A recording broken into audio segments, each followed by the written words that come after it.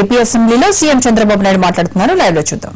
ఇబ్బంది లేకుండా 22 మిలియన్ యూనిట్లు షార్టేజ్ ఉంటే లోటు ఉంటే దాన్ని అధిగమించి ఎండాకాలం కూడా ఒక్క గంట కూడా రిలీఫ్ తీసుకోకుండా 7 గంటలంటే 7 గంటల వ్యవసాయానికి కరెంట్ ఇస్తున్నాం.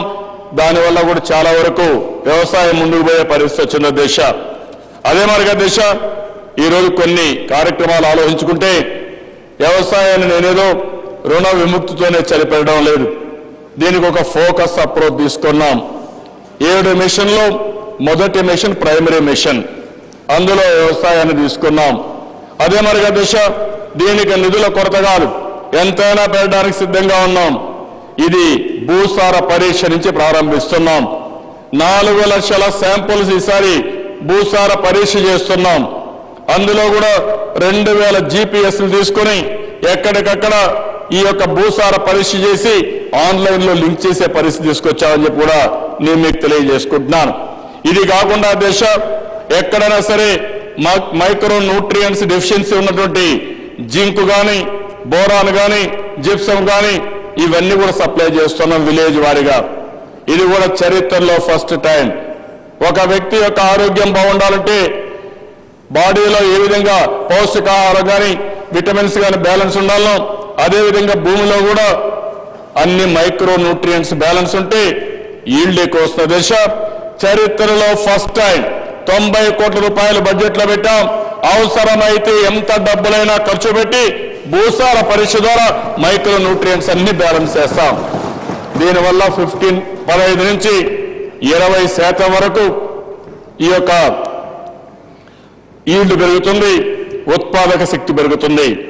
రెండవ దిశ నాణ్యమైన విత్తనాలు. అంతేకాకుండా ఈరోజు బెస్ట్ ప్రాక్టీస్ అన్ని కూడా ఏ విధంగా రావాలో అవన్నీ కూడా పెట్టాం.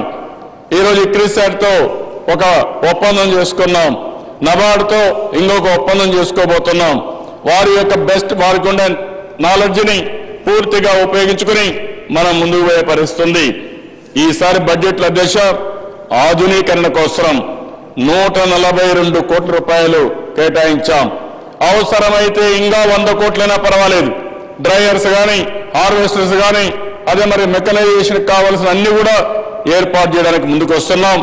ఎస్సీ ఎస్టీ ఫార్మర్స్కి అయితే ఈ యొక్క సబ్సిడీ 50 నుంచి 70% పెంచామని చెప్పి కూడా నేను మీకు తెలియజేస్తున్నాను. అదే మరిగా దిశ ఇంత మురుపు మనం ఎన్నోసార్లు ఈ అసెంబ్లీలో పోరాడాం. ఆ రోజు మీరు చూస్తే ఎవరైతే రైతు ఆదర్శ రైతు పేరుతో వ్యవసాయం తెలియని పెట్టి ఇబ్బందులు తీసుకొచ్చే పరిస్థితికి వచ్చారు. ఈసారి ఆ విధంగా కాకుండా దేశ 6500 మంది ఎంపీఈఓల్ని రిక్రూట్ చేస్తున్నాం, శాంక్షన్ చేశాం.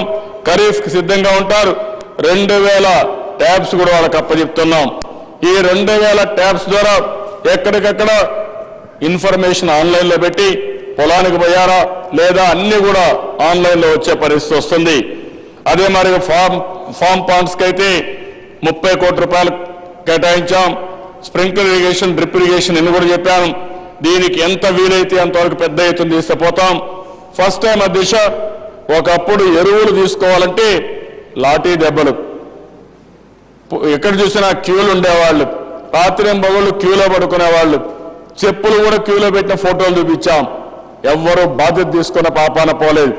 ఈ సంవత్సరం ధైర్యంగా చెప్పగలుగుతున్న దిశ ఎక్కడా ఎరువుల కొరత లేకుండా సకాలంలో ఎరువులు అందించిన ఘనత ఈ ప్రభుత్వానికి దక్కింది.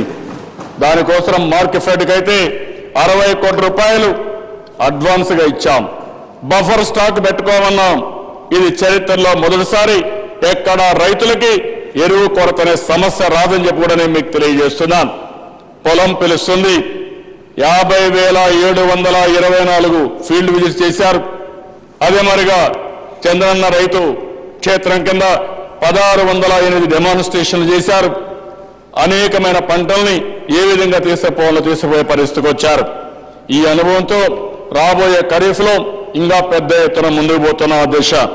ఇక్కడ చూస్తే దిశ వరి అయితే 2554 కేజీలు, హెక్టార్కి 2554 కేజీల నుంచి 3073 కేజీలు పెరిగింది. అదే మరి శనగలైతే 682 కేజీలు హెక్టార్కి 1089 కేజీలు పెరిగింది. అదే మరి పెసలైతే హెక్టార్కి 512 నుంచి 907 కేజీలు పెంచాం. ఇది ప్రారంభం మాత్రం. ఈరోజు నేను టార్గెట్ ఇచ్చాను డిపార్ట్మెంట్కి. జాతీయ స్థాయిలో ఏ పంటకు ఏ రాష్ట్రంలో బాగుందో దాన్ని ఒక బెంచ్ మార్క్గా తీసుకోండి, ముందు అది అచీవ్ చేయండి. మీకు కావాలంటే మైక్రో న్యూట్రియంట్కి ఎంత డబ్బులు కావాలని ఇస్తాం, ఎక్స్టెన్షన్కి ఎంత డబ్బులు కావాలని ఇస్తాం, అదే మరిగా మీకు మెకనైజేషన్కి ఎంత కావాలని ఇస్తాం. మీరు నాకు కావాల్సింది ఖర్చు తగ్గాలి, ఆదాయం పెరగాలి, వ్యవసాయ ఆధార పరిశ్రమలు రావాలని చాలా స్పష్టంగా ఆదేశాలు ఇచ్చాం. ఈ సంవత్సరం కరువున్న గ్రోత్ వ్యవసాయంలో మీరు చూస్తే జీఎస్టీపీ కాంట్రిబ్యూషన్ 5.59% పెరిగింది. రాబోయే సంవత్సరం డబుల్ డిజిట్గా టార్గెట్ ఇచ్చాం. గ్రోత్ ఇంజన్స్ లో వ్యవసాయంలో ఉండే మెయిన్ ఇంజన్స్ ని తీసుకొని ముందుకు పోతున్నాం అని చెప్పి నేను మీకు తెలియజేస్తున్న దిశ. ఈ ప్రభుత్వానికి ఒక స్పష్టత ఉంది. ఈ ప్రభుత్వం సమర్థవంతంగా వ్యవసాయ రంగాన్ని పైకి తీసుకురావాలని, దీనికి కావాల్సిన నిర్దిష్టమైన విధానాన్ని ఏర్పాటు చేసుకున్నాం. ఒక ఫోకస్ అప్రోచ్ తో ముందుకు పోతున్నాం. అందుకని దిశ మళ్ళీ రైతులందరికీ విజ్ఞప్తి చేస్తున్నాం, ఇది మొదటి ఒక ప్రక్రియ మాత్రమే. రైతు రుణమాఫీతోనే లేకపోతే రుణ విముక్తితోనే మొత్తం అయిపోయిందని నేను భావించడం లేదు. కానీ ఈరోజు ఒక భరోసా కల్పించాలి, ఆత్మవిశ్వాసాన్ని కల్పించాలి. ఆ ఆత్మవిశ్వాసాన్ని కల్పించడం కోసం, కొంత వెసులుబాటు ఇవ్వడం కోసం, రైతు నిలదొక్కుకోవడం కోసం ఈ కార్యక్రమం చేశాం. ఎన్ని ఇబ్బందులున్నా సరే నేను ఒకటే చెప్పాను, మళ్ళీ మళ్ళీ రైతాంగానికి విజ్ఞప్తి చేస్తున్నాను. చాలా కష్టాలున్నాయి, కష్టాలున్నా పర్వాలేదు, మిమ్మల్ని ఆదుకోవాలి, మీ కళ్ళలో వెలుగు చూడాలనే ఉద్దేశంతో నేను నిర్ణయం తీసుకున్నాను. ఇంకా ఇలాంటి నిర్ణయాలతో ఈ ప్రభుత్వం ముందుకు పోతుంది. అయితే దశ నేను కొన్ని గైడ్ లైన్స్ కూడా చెప్పాను. మళ్ళీ ఆ గైడ్ లైన్స్ అందరికీ విజ్ఞప్తి చేస్తున్నా. ఎవరైనా సరే మీరు నేను చెప్పిన గైడ్ లైన్స్ ప్రకారం ఎక్కడన్నా రాకపోతే మీరు మళ్ళా కంప్లైంట్ చేయండి. నేను ఒకటే మీ అందరికీ హామీ ఇస్తున్నా, ఎవరైనా ఎక్కువ డబ్బులు తీసుకుంటే మొత్తం నేను ఇవ్వలేకపోవచ్చు, కానీ 1,50,000 వరకు ప్రతి ఒక్క కుటుంబానికి ఇచ్చే బాధ్యత తీసుకుంటాను. అదే మరిగా మీరు ఎవరైనా సరే 50,000 కంటే తక్కువ తీసుకుంటే వన్ టైం సెటిల్మెంట్ ఇస్తాం. 50,000 మీద ఎక్కువ తీసుకున్న స్కేల్ ఆఫ్ ఫైనాన్స్ వల్ల 50,000 కంటే తక్కువ ఉంటే అది కూడా పూర్తిగా సెటిల్ చేస్తాం.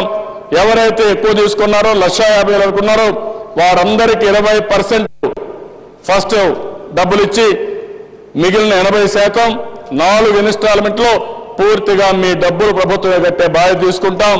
మీరు కానీ మీ రుణాలు రీషెడ్యూల్ చేసుకుంటే 4% వడ్డీతో వస్తాయి. నేను అదనంగా 6% వడ్డీ ఇచ్చి మీకు ఆదా వచ్చే పని చేస్తాం. ఈ రెండు కూడా 4 సంవత్సరాలు రాబోయే రోజుల్లో ప్రతి ఒక్క రైతు ఎవరైతే అప్పులు ఉన్నాయో ఆ అప్పుల మీద 10% వడ్డీ కూడా భరించే బాధ్యత ఈ ప్రభుత్వం తీసుకున్నామని కూడా నేను మీకు తెలియజేస్తున్నాను. ఇదే కాకుండా దేశ హార్టికల్చర్ ఏదైతుందో పండ్ల తోట రైతులు కూడా హామీ ఇస్తున్నాను. 10-15 రోజుల్లో ఎస్టిమేట్స్ అన్ని తయారు చేస్తాం, బ్యాంకుల్లో ఇంటిగ్రేట్ చేస్తాం. మీ అందరికి కూడా ఎకరాకు 10,000 రూపాయలు చొప్పున 5 ఎకరాలకు ఆర్థిక సహాయం చేసే బాధ్యత ఈ ప్రభుత్వం తీసుకుంటాం. ఇది నేను ఒక సవాలుగా తీసుకుని ముందుకు పోయాను. చాలా సిస్టమేటిక్గా చేశాం. దయచేసి రైతులందరినీ ఒకటే కోరుతున్నాను, అన్ని ఊర్లో నోటీస్ బోర్డులు పెట్టిస్తాం. ఏ రైతుకి ఎంత డబ్బులు వచ్చిందో, ఏ ఊరికి ఎంత డబ్బులు వచ్చిందో మొత్తం పెట్టడానికి ప్రభుత్వం సిద్ధంగా ఉన్నామని చెప్పి కూడా నేను మీకు తెలియజేస్తూ, ఈ కార్యక్రమం దేశంలో ఎవ్వరూ ఆలోచించలేదు. ఒక పెద్ద కార్యక్రమాన్ని చేశాం. చరిత్రలో ఎప్పుడూ చేయని కార్యక్రమాన్ని మనం చేయడం జరిగింది. గౌరవ శాసనసభ్యుల్ని, ప్రజాప్రతినిధుల్ని, రైతుల్ని, ఇంటలెక్చువల్స్ ని, ప్రజలందరినీ కోరుతున్నాం. ఈ రోజు రాష్ట్ర ఆర్థిక పరిస్థితి ఎన్ని ఇబ్బందులున్నా ఈ ప్రభుత్వం తీసుకున్న నిర్ణయం రైతు శ్రేయస్సు కోసం తీసుకున్నాం.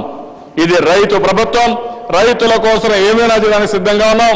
నేను ఎన్నోసార్లు చెప్పాను, రైతు పేదవాడు ఈ ప్రభుత్వానికి 2 కళ్ళు అని చెప్పి కూడా నేను మీకు తెలియజేసుకుంటాను. దిశ ఒక పక్క సంక్షేమం, ఇంకొక పక్క అభివృద్ధి. అభివృద్ధికి మీరు చూశారు, నేను ప్రపంచం అంతా తిరుగుతున్నానంటే నా స్వార్థం కోసం కాదు. ఈ రాష్ట్రంలో ఇండస్ట్రీస్ రావాలి, ఇన్ఫ్రాస్ట్రక్చర్ రావాలి, అందులో ఆదాయం రావాలి. ఆ ఆదాయాన్ని మళ్ళీ పేదవాళ్ళకు ఖర్చు పెట్టాలి, రైతులకు ఖర్చు పెట్టాలని ఆలోచిస్తున్నాం. దీనికి అందరూ కూడా పూర్తిగా అర్థం చేసుకుని సహకరించవలసిందిగా నిండు మనసుతో ఆశీర్వదించి అన్ని విధాల సహకారం అందించవలసిందిగా మరొక్కసారి కోరుకుంటూ మీ ద్వారా అందరికీ విజ్ఞప్తి చేస్తూ సెలవు తీసుకున్నాను అధ్యక్షుడు.